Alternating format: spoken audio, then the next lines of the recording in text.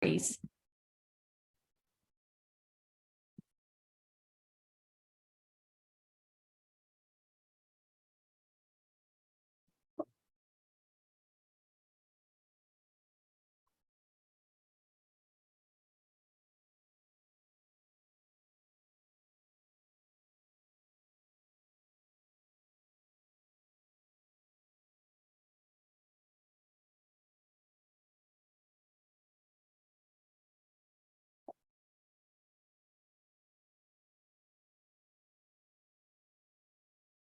Right. I think we're on Facebook there, Barbara.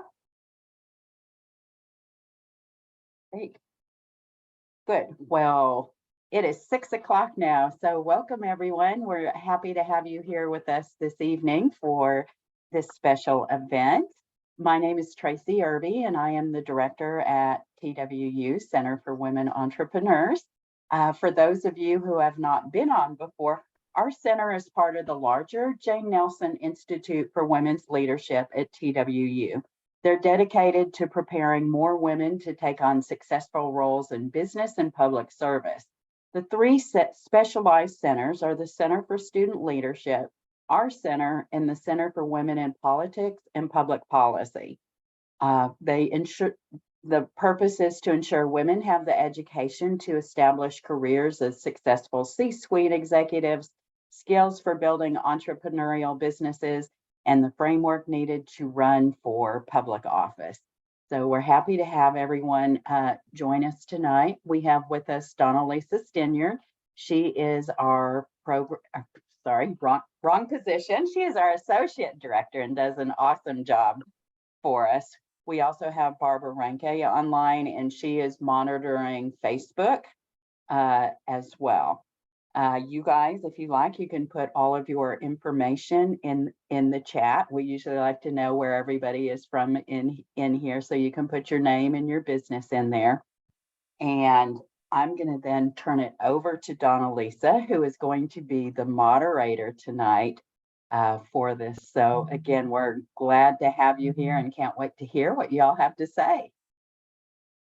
Awesome. Okay, so let me get our speakers pinned to the top. There we go.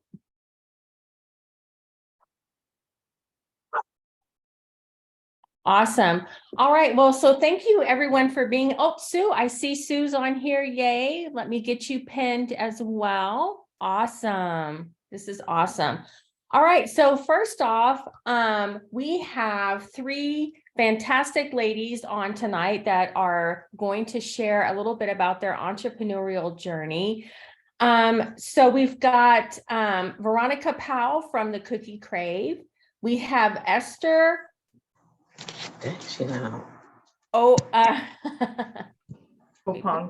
Oppong from Queen Esther's Cupcakes. And then we also have Sue Newhouse from Aunt Sue's Barn. So first off, if we could just take a few minutes for each one of you to share a little bit about yourself and your journey into entrepreneurship.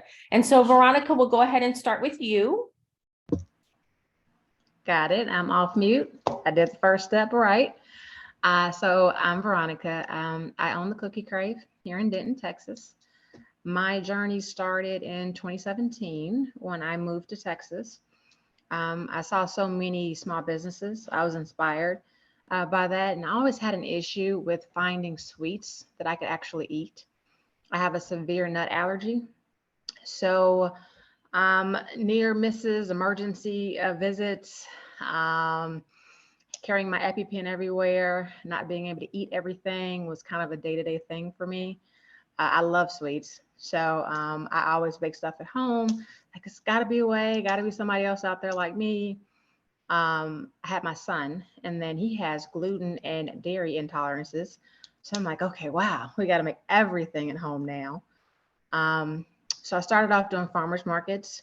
That went over well. We started doing events. That went over well. And I'm like, okay, there's a need. And hey, my cookies are amazing. So opened up the brick and mortar shop on Locust Street, actually a week and a half before COVID in March 2020. So Yes, we've been open 3 years. It's been a struggle, but we're still here. Doors are still open. And hey, it's not everything you see on Instagram, but it is the most fulfilling thing at the end of the day. So. Awesome. Well, thank you for sharing. Esther? So my journey to entrepreneurship came really initially as a need for supplemental income. And so my background is in higher ed, and I worked at UNT for many, many years. And at the time that I started my business, I was working as an academic counselor. I loved that job. I was really good at it, but I also found that there was just too much month left at the end of my money. And so I started looking for something that I could do that would be profitable pretty quickly, and also wouldn't necessarily require me to go back to work for someone else in retail or some of the jobs that I've had in the past. And so that was how I started Queen Esther's. I never envisioned it becoming something full-time, but here we are. And so that was March of 2016, and now we are in April of 2023, and I love it here. So I am also Denton based, and I specialize in very elegant, feminine floral cakes and cupcakes for every celebration and every occasion. And it's been really fun to enjoy that part of the journey. Awesome. Thank you. And Sue? Hi, Sue Newhouse with Aunt Sue's Barn, and my journey started like 20 years ago. I have some land out here right on the Wise-Denton County line, directly west of Denton, and I had a need to keep my ag exemption, so I had to grow something. So we started with berries and peaches and a variety of other things, and none of them really worked out because there was nothing between us and 35, where now it's community after community after community between now here and 35. But I left healthcare. I worked in healthcare for 20 years. And when I retired in 2017, end of 2017, what was I going to grow here? And I moved to flowers because I had a couple greenhouses, and I put flowers in because it's much more fun to grow flowers throughout the year than it is to go out in 100 degrees and pick blackberries. Let me tell you, it's for sure, definitely. So we've been growing flowers now for a few years. We took kind of a backwards jump in. I'm an all-in person. Unfortunately, sometimes it doesn't really help me, but in this particular case, we started with flowers, doing floral. We did U-picks and a variety of other things, but then we became a full florist. And trying to learn the industry backwards is very, very hard, but it can be done. And so that's where I'm at right now, is doing full floristry work, small weddings, everyday flowers, that kind of thing. And the communities are building up around us, which is just perfect timing for us. So that's kind of how we got here. Awesome. Well, each one of you has a very unique story. And that's kind of what we wanted to showcase here, is that every journey is different and how everybody gets into entrepreneurship is different. So first question that we want to talk about is, so what do you enjoy most about being an entrepreneur? And either anybody can jump in. We can do whoever wants to jump on it first. I'll go first if you like. Being an entrepreneur lets me set my own hours. It lets me decide what I want to do and try new things rapidly instead of having to wait to go through an organization or something else. So there's a lot of freedom with it, but with the freedom comes a responsibility, or you have to have some kind of internal drive to keep things going. So sometimes it can be tiring, but it's really the freedom that comes with being an entrepreneur that I like so much. I think for me, it's a couple things, right? So I still have a full-time job. So I don't have much freedom. I need some guaranteed income at the moment, but I do love helping people. I've had some people come into the store. Oh my God, I'm so glad we found you. You know, my son has gluten issues, or I have nut issues. And even folks that don't have any allergies, just coming in saying how great the cookies are, and just the support. You know, it's different when I go to the bakery. No matter how tired I am, I'm so happy to get there. When I go to work, I'm like in the parking lot, should I turn around? And I'm like, so it's two different feelings. And yeah, I love helping people and just being that entrepreneur. I love Sue's answer about the freedom and flexibility. That is what I've enjoyed the most since taking my business full time. I worked full time for the first 6 years of being in business.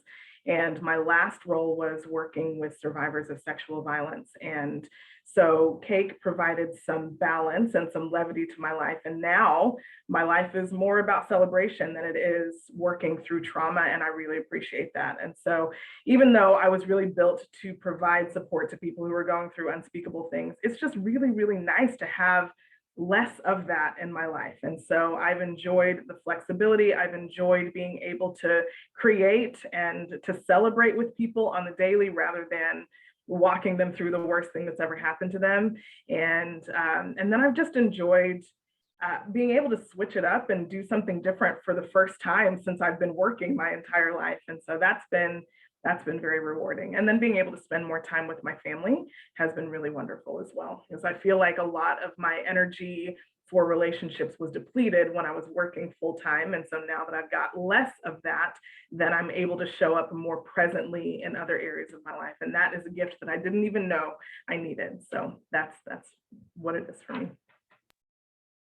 Nice, nice. And so, when we talk about entrepreneurship and the things that we enjoy about being an entrepreneur, we also have those things that challenge about being an entrepreneur. So share about some of the challenges that you experience being an entrepreneur. So I'll start. Actually, being an entrepreneur is much harder than I thought it was going to be when I first started out. You only see the glamorous and the good part of it when you're looking at other folks, but you don't know the juggling of wearing multiple hats. If you're a one woman or a one person show, you're that person, doing payroll, making sure you have ingredients, checking costs, looking at customer service, and seeing how you can pivot if there's an issue and you're not getting business. And it's just so many different things. So for me, planning is everything. Writing down things is everything. Writing down things are everything for me. But those are some of the challenges, just the unknown, right? Not getting in your head. I agree completely. What I'm finding to be my biggest struggle right now is that because I'm self-employed and I'm in this business of serving people, in the absence of a structure that I used to have when I was working full time, even if it was a loose structure, it was something that I could rely on every single day. So I knew that I had appointments or I had groups to run, or, like there was a flow to the day. And now I have to create that for myself. And if I'm not getting orders or if there's not something going on, I've struggled to implement some sort of structure that keeps me moving forward. And then Sue had mentioned something as well about the sort of the intrinsic motivation to keep moving forward and reinventing your business and keeping it fresh, especially when things are slow. And that is something that I've struggled with, partially because I never planned for or never anticipated that my business was going to be full-time. And so I didn't have a good system in place to transition into it full-time. And that kind of happened very unexpectedly last year. And so that is where I am right now. So I'm still kind of going through that struggle, just trying to figure things out and recalibrate and decide how I want to be and who I want to be as a business owner. Boy, Esther, I'm right there with you. The freedom, I'm like a horse. I'm an into pressure person. I was on call for 20 years. So when things are going on fast paced, that's when I work the best. So when there's pressure and there's things happening, I'm great. When things are quiet and I know there's 3 big things over here to do, man, it is hard for me to go do them because I need 10 things to be backed up against them for me to get up there and do them. So having the freedom of an entrepreneur is just as challenging as anything for me, having to regulate myself and get myself to do things and plan. That is really hard too, because, I'm doing, just like you said, all the different hats you have to wear. I think Veronica said it. you know, I'm planning what I'm going to plant. I have to buy the seeds and the forms, and I have to plant them and grow them and harvest them and market and design them and sell them and deliver them. So, you know, there's a lot of things I'm trying to do at one time and trying to balance that. I mean, where does work-life balance even come when you're an entrepreneur? You know, it's kind of out there until you get things rolling at some kind of pace. Maybe it can be pretty chaotic. So that's what I find pretty challenging. Yeah, so we've got a couple things in the chat. I think when Veronica was talking, Elisa said, preach. When we were talking about structure, somebody said creating structure can definitely be challenging. And then Jenny said she understands about suddenly things changing and her hustle becoming full time. So lots of really great comments in there. And I think you guys, you know, your journey and the things that you're putting here are really resonating with our community. And Tracy and I always talk about, Veronica talked about the glamorization of entrepreneurship, and everybody always does talk about all the great, you know, wonderful, sexy things about entrepreneurship and, oh, I'm going to make $1 million in my first year. And I would venture to say that nobody on this call has made $1 million in their first year of business. And so it's lies, lies, lies. So what do you wish that you would have known before starting your business?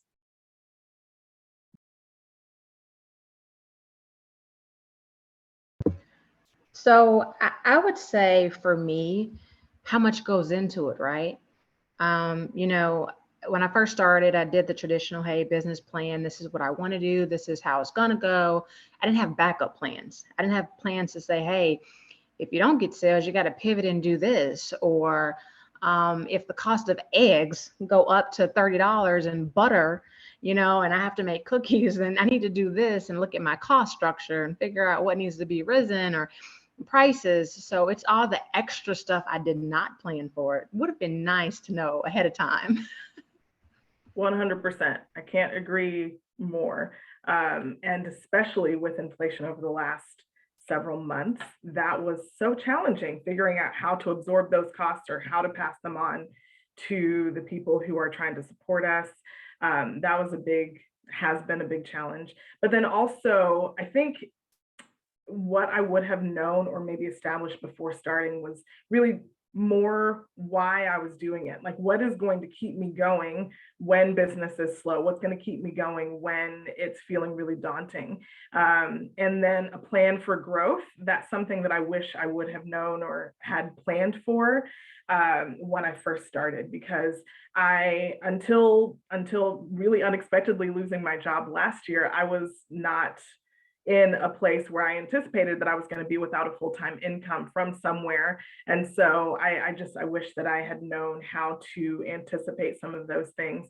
And then also what Veronica said about how much goes into running a business, especially a baking business where there's the inventory piece and then the marketing pieces and getting out into the community, and then the personal pieces of just keeping your house clean and like drinking enough water, you know, and trying to move your body and things like that, just what it takes to sustain yourself when you are putting so much of who you are into the work that you do. So I have a couple of things that I wish I knew. First of all, I wish I knew 20 years ago that I was going to be doing flowers, because I would have planted bushes and bushes of stuff out here, because I had no idea how much greenery a florist uses, almost as much greenery as flowers, if not more. It's a huge amount of greenery. But the thing that I didn't anticipate was the isolation. There's a lot of isolation when you're doing your own business, when you're working long hours and you're trying to figure things out. You're alone. You can get online and look something up or find someone to talk to about it. But when things are happening, you're alone, and you have to figure them out by reaching out to other people or finding answers somewhere. But there's a lot of isolation as an entrepreneur until you get things going and you have other people around you. So that's what I found. Hi, this is Carol. I don't know if you can hear me. Yes, Carol, we're going to do questions at the end, if that's okay with you.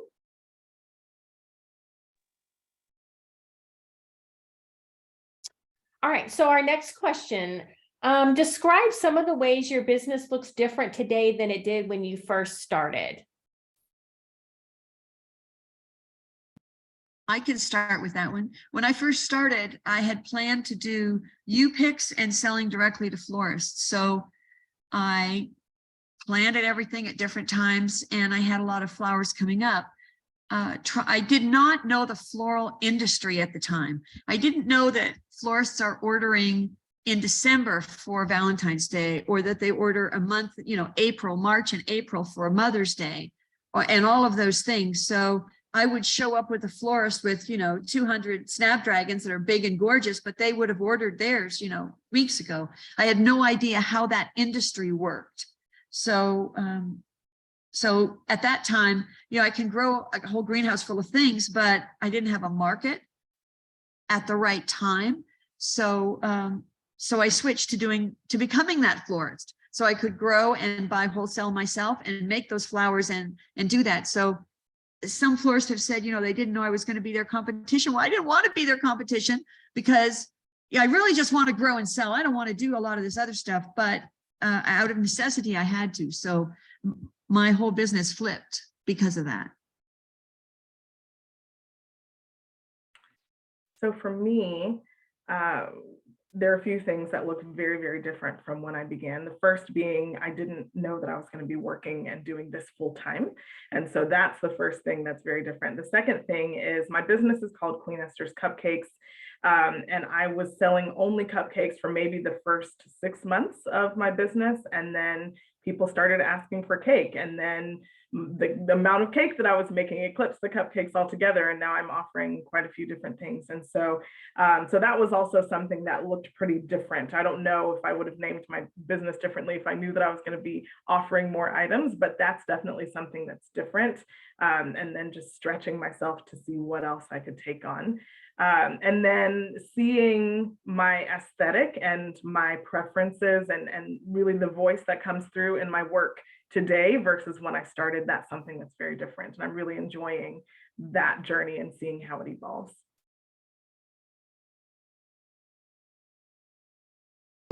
I'd say for me, some of the things that are different is I had this whole plan. I was going to quit my job. I had everything down of what I was going to tell my boss, how I thought about him and everything. And then COVID came and I said, okay, can't do that. So that was one big thing of trying to juggle a full-time job and the business for me. And then the second thing is like, I feel super old because I had to really figure out social media.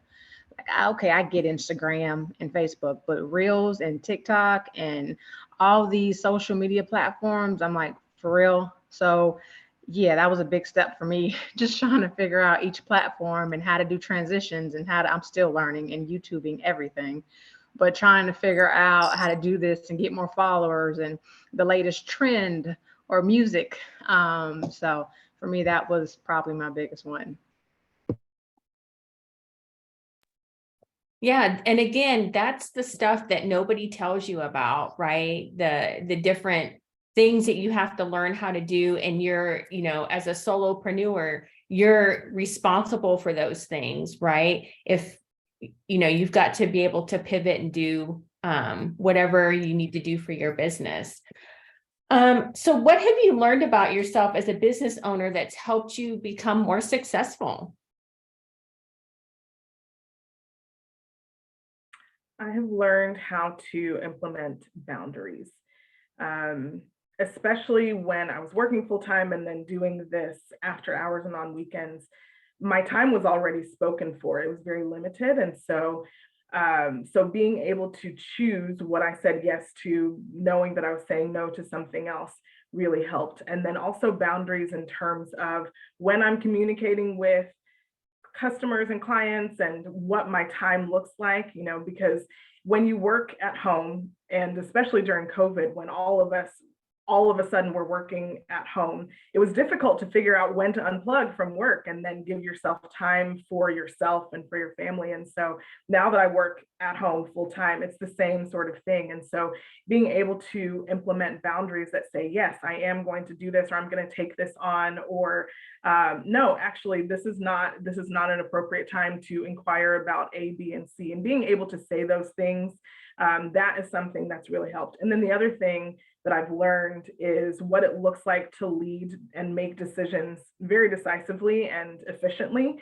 Because when people are helping you, or whenever people are working for you and with you, you're the boss. And so you've got to be able to help them execute your vision quickly, because what we all know is that when we're working by ourselves, we can get some stuff done, but we can't do everything. And so, for example, if I'm out at a farmer's market with 300 cupcakes and I'm trying to set everything up, I need a team to do that. And so I can't be micromanaging every single item that we address, but I can say, this is how I want it to go. And so being able to delegate and make those decisions so that the vision comes to life using the help and assistance and support of other people, those things have been very instrumental in helping me become the business owner I am today. I agree with that wholeheartedly. So because it's my baby, I tend to hold on to it. And I'm like, no one's going to do it like you do it, right? So I always found myself hovering over someone else, seeing what they're doing. Are they selling it the way I'd sell it? And I had to let go too, because you cannot do everything by yourself efficiently. I'd say one thing that's helped me become more successful, that I've learned from, and I'm still working on, is trying to get out of my head. The failure or fear kind of sometimes gets to you, and my head's the person is going negative about that won't work, or that's why you didn't make any money, or you didn't do this. And then sometimes it can cause you not to be productive or do anything at all, because you're in your head about, negative things, or you're portraying it so it ends up happening. So for me, it's been trying to get out of my head, setting goals, maybe for the month. This is what I want to make. This is what I want to do. And then going day by day to say, this is what I'm going to do every single day to make this happen. And it has to be a day by day thing for me, to try to hold myself accountable and not let any wasted time or my head gets in the way again, and then nothing's done. So it's just trying to do something every single day towards that goal you set. Right. For me, so you're talking about failure, and yes, that for me is something I've learned about myself since I jumped in and started doing the design work.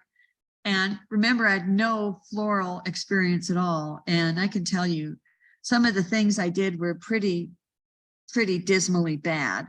And in my mind, I'm thinking, no one will ever call me again. No one will ever talk to me again. But that's not the case. And you can recover from those failures. And I did something last week for the first time that I'd never done before. And I have something that's happening tomorrow that I've never done before.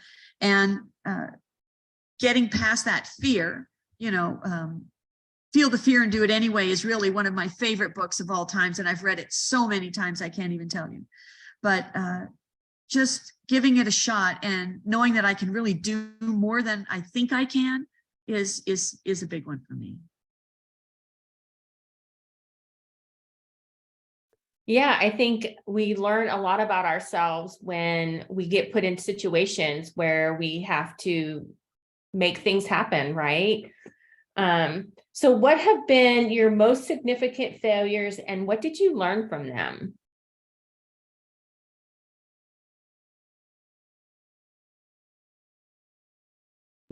I'd say for me, of course, getting through COVID, there was weeks where, sold absolutely nothing. Getting through inflation prices, for me, owning a bakery and having to bake, just trying to find different avenues to purchase your stuff, whether it's going 4 or 5 different places to try to keep prices down. And then just also, the day-to-day of not knowing, right? And I think what's helped me grow from the failures, or what I call the failures of maybe not being where I think I should be financially in this business, or not being able to quit my full-time job yet, is just figuring out that I actually am stronger than I think I am. because I'm still here. I'm still doing this. I hadn't quit. It's easy to quit when you're an entrepreneur. So that's my answer. So I wouldn't, well, to start with, I'm a very risk averse person. I value stability and reliability, and I like knowing what to expect. And so that has made me very measured in the way that I make decisions. And so I would say that I'm pretty calculated in the risks or chances that I'm willing to take. And so so that also means that if there's not a chance that I'm going to succeed, I usually won't take the big risk. And so in some ways, that's maybe insulated me from what we would call failure. At the same time, I've recognized how some of my poor habits as a full-time professional, or just things where I didn't always have the time to pay attention to some of those details, have come over into my business, and that has been problematic. And so, for example, if I don't write it down right away, whether it's, hey, we're talking about your wedding and that's going to be on May 31st, if I don't write that down right away, or if I don't make some sort of movement toward that thing that we discussed, I don't always remember. And so that doesn't mean that I've dropped the ball on really big things, but there have been times when I'm like, oh shoot, like that order is due in 2 days and I haven't even started because I didn't write it down. And so some of those things where I've dropped the ball on administrative tasks that I should have been able to take care of, or should have been more proactive about handling, those are things that if I had a graduate assistant to help me when I was working, at UNT, those were things that I could rely on that person to take care of. And so without those things, I find that I'm not always good at remembering some of those detailed pieces. The other would be time management. Again, not a huge failure, because I feel like I'm learning from every single thing that doesn't go right or go well, but figuring out how to manage my time the best, so that I'm not up until all hours, or I'm not stretching myself so thin that I don't have anything left to give anyone, but not always knowing what it's going to take. And so sometimes I say yes to a project that I've never done before, and I underestimate the amount of time or investment it's going to cost. And then I find myself like, oh man, I way undercharged for this, and that is costing me now, or I didn't budget enough time for this, and so now I'm having to sacrifice sleep in order to make those things happen. And so being able to be realistic about both of those things, and then recognize, like, hey, if you are a paper planner person, having that taken care of is going to save you and your customers in the long run. And if you don't know how to do something, maybe do a test run before you agree to do it, so that you know what it's going to look like before you agree to move forward and execute. And so those are some of the things for me that I've learned from. For me, not knowing the floral industry, again, has been the biggest downfall, I guess. The thing that I've had the most failures in. I didn't know that when you call FTD or you call 1-800-Flowers, I really thought you were getting someone who did flowers, but really you're getting a call center, and that call center is all around the world.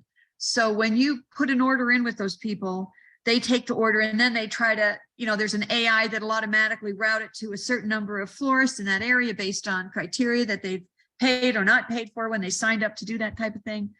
And what happens is, I'll use Valentine's Day as an example.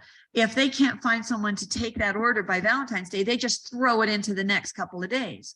So not knowing this, I thought, well, maybe the person who has a happy Valentine's message, maybe it's just that, they were out of town, so they sent it for the next day or whatever. Well, I can tell you, my first year that happened, I had so many people slamming the door on me, screaming at me. I mean, I can't tell you what it was like, because I was not prepared for the fact that they'd ordered flowers, expected them to be there, and these systems just throw them on whenever they find a slot. So here I was taking things out to people that were 2, 3, 4 days late, but my order was for a specific day. So to recover from that, I would explain the situation to the customer and offer service. What can I give you to make up for this? Can you come out to the farm and pick something beautiful for a holiday coming up? Can I can I bring you something extra in the next month? What can I do to make this up? Because this is how the system works. And I had no idea. And so the next couple of years, you know, Mother's Day, Valentine's Day, Christmas, every holiday it happens, but I'm ready for it now. It just took a really bad experience for me to learn from it. And man, I can't even believe they do it. But anyway, that was my biggest failure, and service is the only thing I have to offer. So above everyone else. So that's where I went. I'd like to add one other, just one other thing that has been challenging that I've learned from. And I wish that in the beginning, I had learned really precisely how to price my product and what that actually looked like.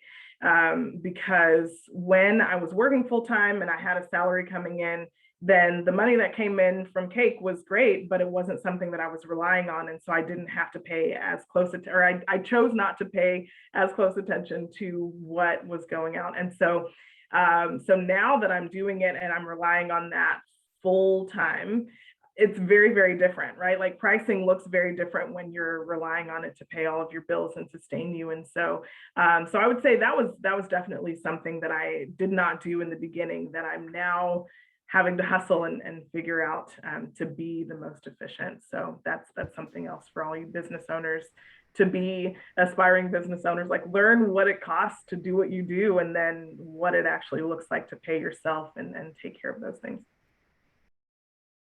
Yeah, and I think the interesting thing is that each one of you shared, you know, multiple times in your business that you have failed and learned from that. And the important thing is to know that each one of you is still sitting here. You're still in business. You're still doing it, right? You're still working it. And so I think that's, you know, something that we should all look at and remember in our times of failure, right? And knowing that you can still keep doing what you're doing. It's all about learning and moving on. So thank you for sharing those. I know sometimes, you know, it can be very vulnerable to share some of those experiences. So thank you so much for that.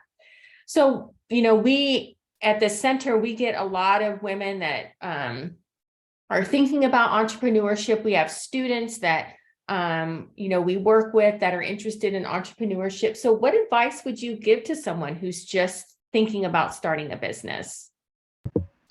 So Esther, just to follow up on that, she hit the nail on the head.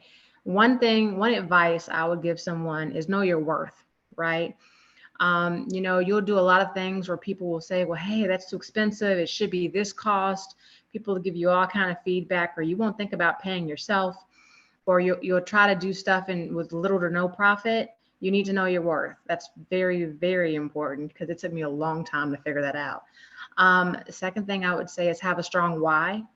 If you don't have a strong why, it'll be easy for you to give up. With a strong why, which mine is a 7-year-old, it's failure doesn't become an option. You figure out a way to make it work. Every time an obstacle comes in your way, you figure out a way to pivot and get over it. And then be intentional. And just don't doubt yourself. And along the way, you'll meet great people that'll help you, because you can't do this by yourself. So find someone. Fully agreed on all points. I would also add, so sorry.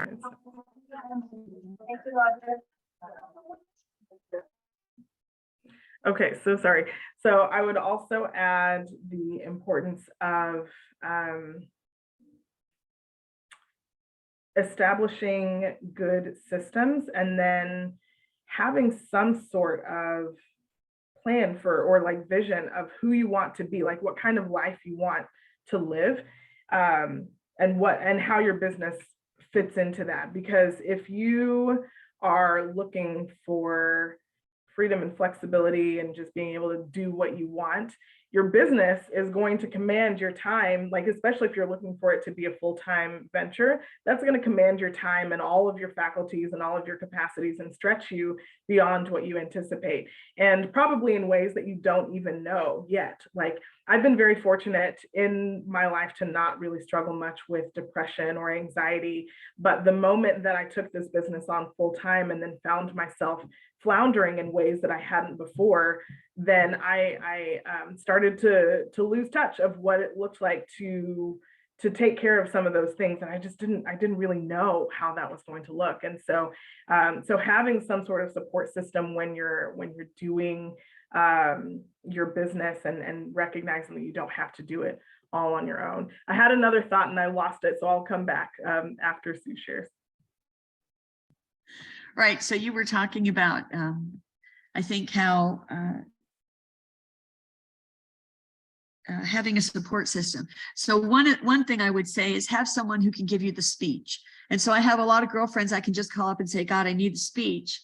And the speech is, you can do this. You are so great. Look what you did the other day when you did X, or look what you did last year, or look how far you've come, and look how many struggles you did, or remember when this happened, how far away it was, and now look where you are. Just to have someone you can call and say, I need the speech today because I'm like rock bottom. I can't do one more thing.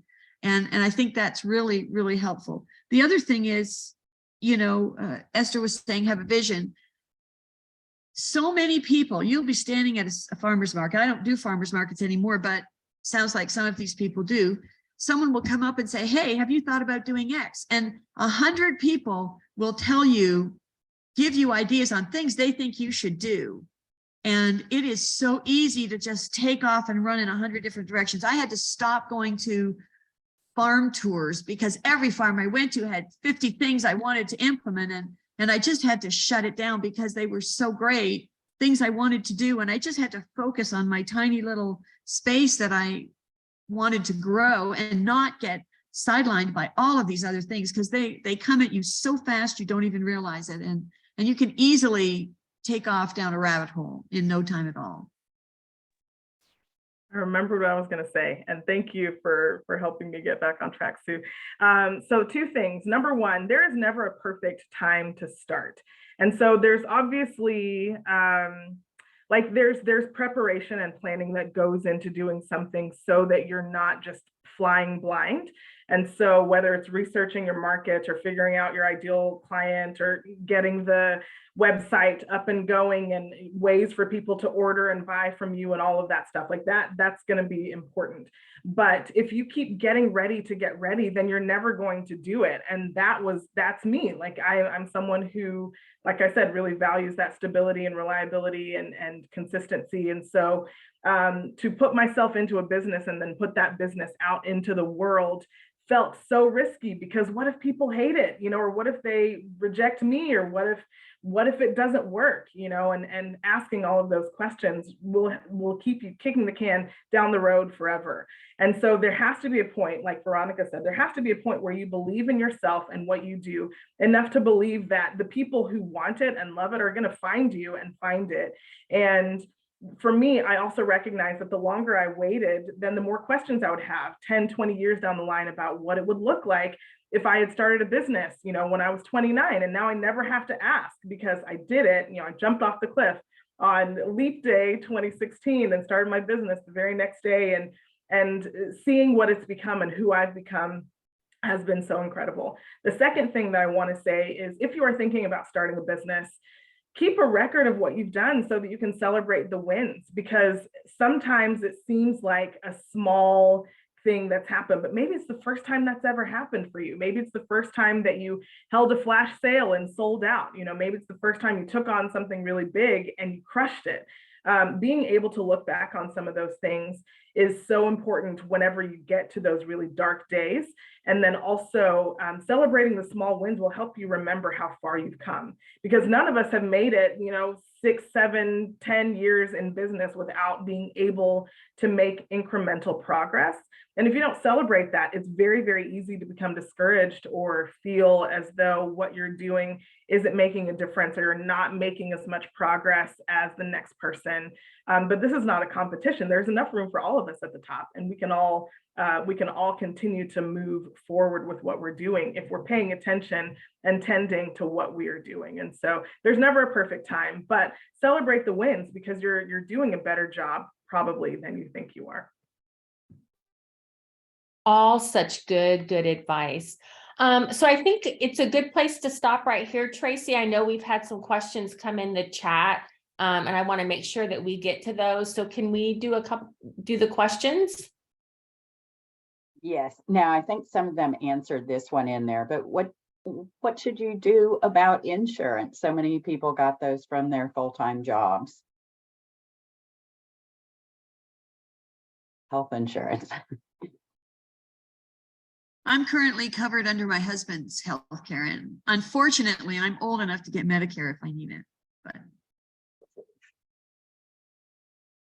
I do not currently have health insurance, and that was something that I never expected would happen. And I do also live with a chronic condition that requires medication, and so it's been a challenge. I did explore the marketplace and some different options for health insurance, and unfortunately, none of them were feasible for the amount of income that I'm earning to be able to pay those premiums every month. And so the benefit, though, of working for myself is that I've been able to create more time to take care of myself. And so if I'm being intentional about, again, moving my body and walking or making food at home and different things like that, the stress that I released when leaving my job has also helped to improve my health, and so I'm grateful for that. But yeah, it's a challenge, and so I don't know what that looks like. And there's a possibility at some point that I might need to take on additional employment so that I do have those health insurance benefits. But at the moment, I am not covered. So yeah, if that's a perspective that anyone hasn't shared yet, there's that. And that's one thing I actually still get from my full-time job. So, I might have to explore that at one point, but right now I'm covered under my job. It's great to hear. We do hear a lot, though, that go without insurance as well. You're not the only one, Esther, when they're doing that. Okay. I'm sorry, this is Carol. Can I answer that question? I have a chronic illness like Esther, and Blue Cross Blue Shield will take everyone.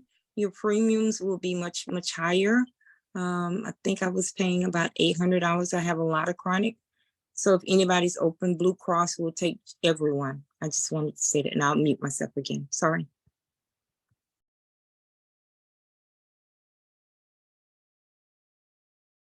Okay, so we had another question as well. So for those who decided to hire, when did you know you were ready, and how did you prepare for it?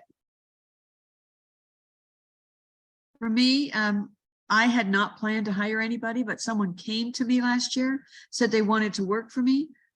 I was hesitant, and the big scary thing for me was was paying them. Like, how do I do payroll? I used to work for ADP, but I never thought I'd be a client. So I ended up hiring that person part-time, and I learned so much because I hired someone who knew so much more than me that she jumped me way up. She pulled me way up, which I'm really grateful for. So sometimes, even if you don't hire them permanently, they're only there for so many months, you can gain so much knowledge and learn from them if you're not afraid to say, I don't know things.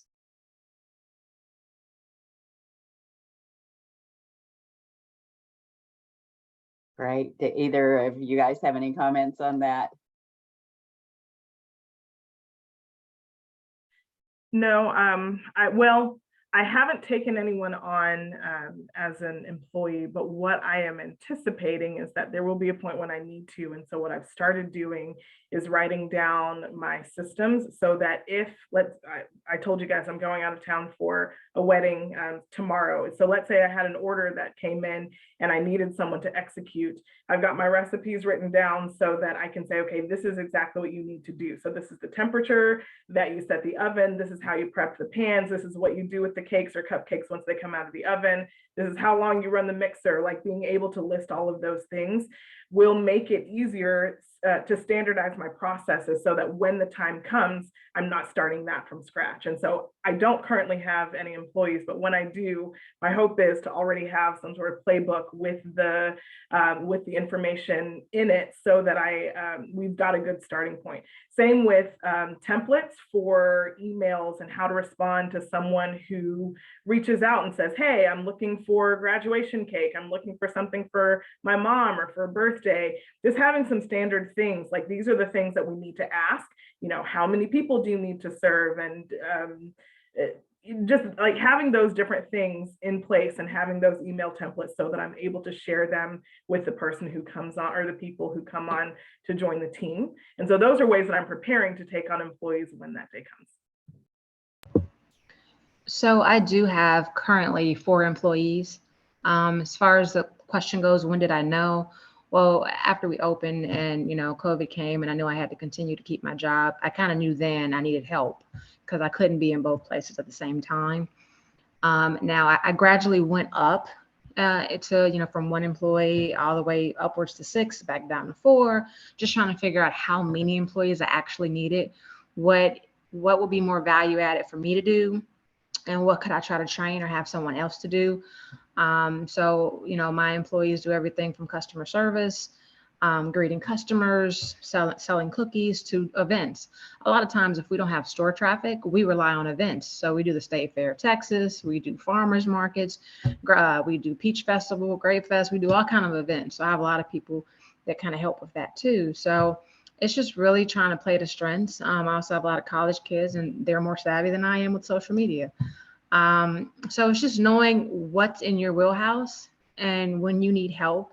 As far as paying for those people, you also have to figure out, okay, maybe what else can I sell or what else can I do differently to bring in more income to make sure that, every Friday or every 2 weeks when that payroll hits, and I use Square, you have to go online and do that you have the money in the account when it's debited to make sure that your employees are paid as well.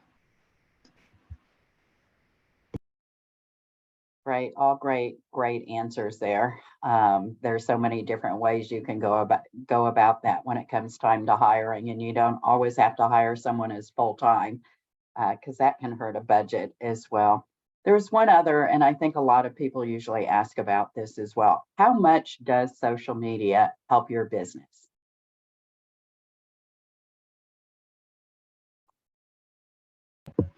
For me, social media is big. There's a lot of people now that still say, hey, we never heard of you. And, our brick and mortar's been open over 3 years now. So social media has helped people learn about us. Social media has helped them know our location, where we're at, what we do. It's helped us when we're advertising new business, new product.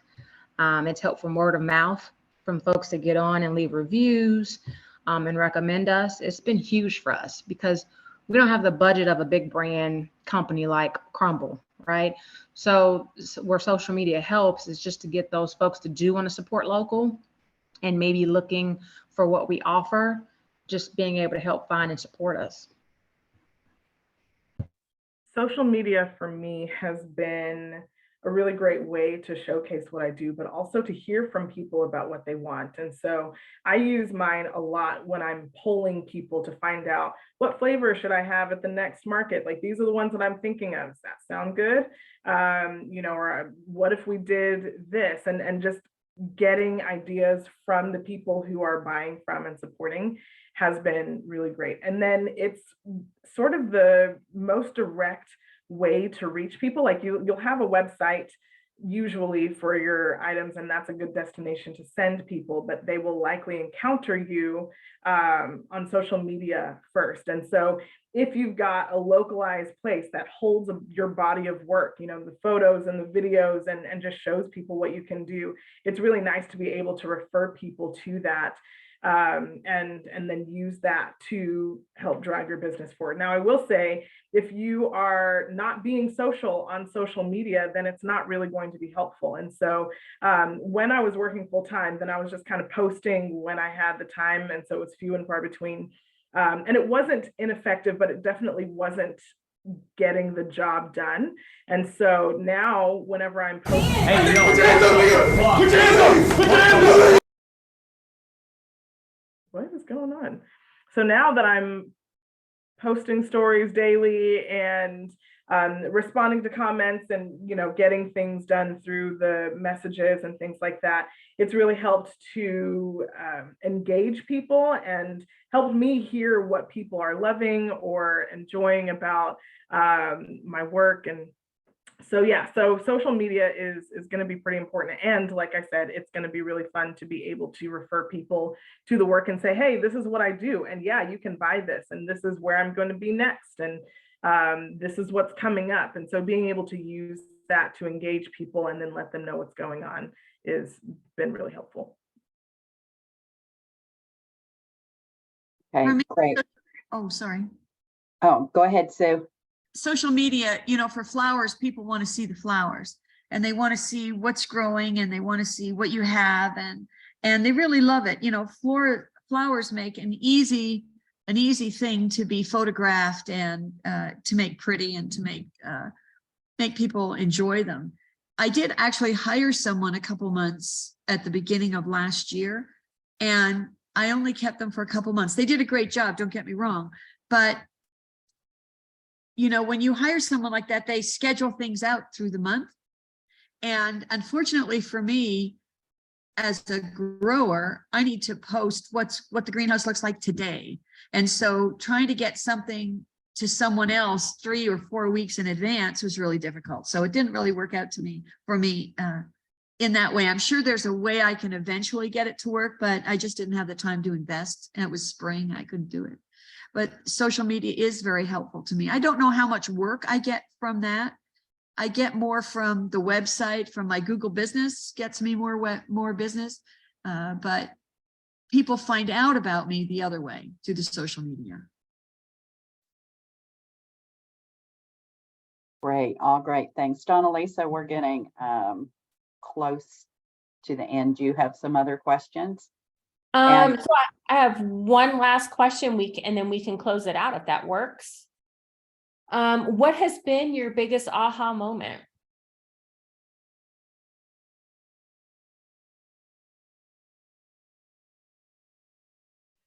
I mean, I think I have them almost daily when I figure out some of the processes. And so I would say probably in terms of my daily process, it's been about figuring out what I can do ahead of time, what I can prep ahead of time.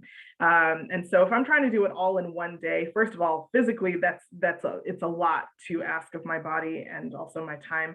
But if I am making buttercream ahead of time, or I'm planning those ingredients and things like that, just figuring out how I can be the most efficient so that as a one-person show, I can get everything done without killing myself in the process.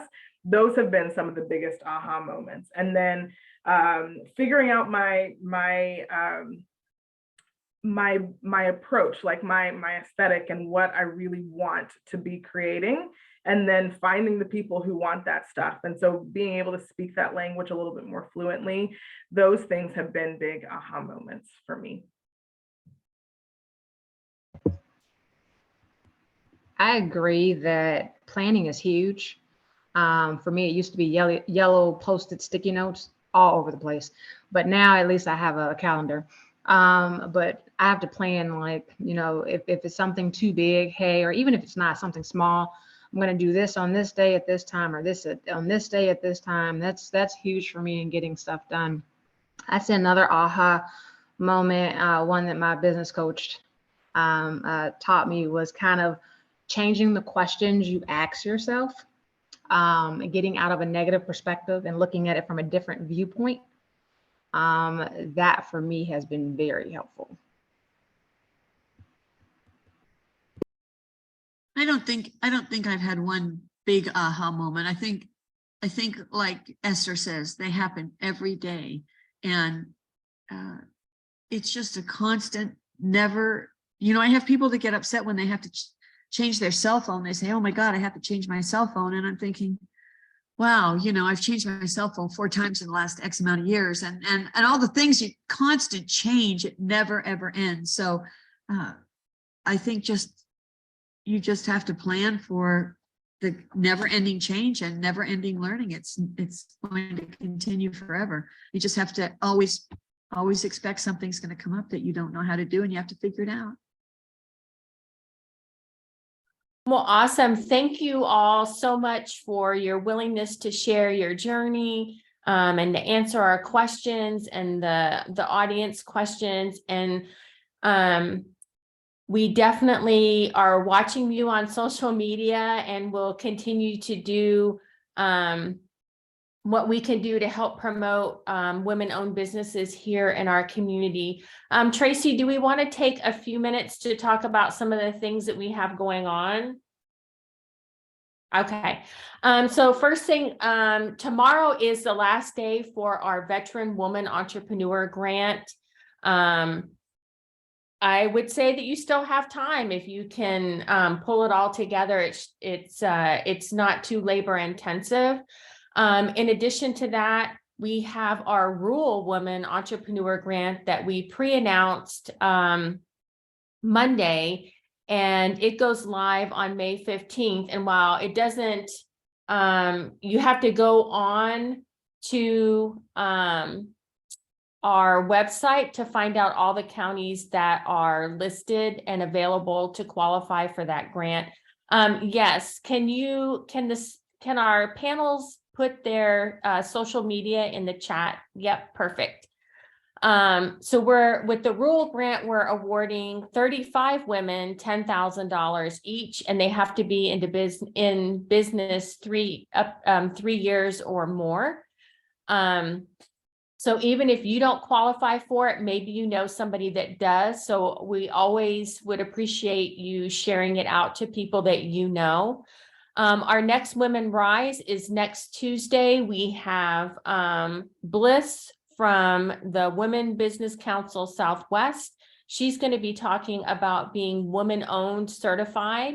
And we'll also have somebody from FEMA coming in to talk about how to work with FEMA as part of the government contracting. So that's next Tuesday from 8 to 9. We can do virtual and in person.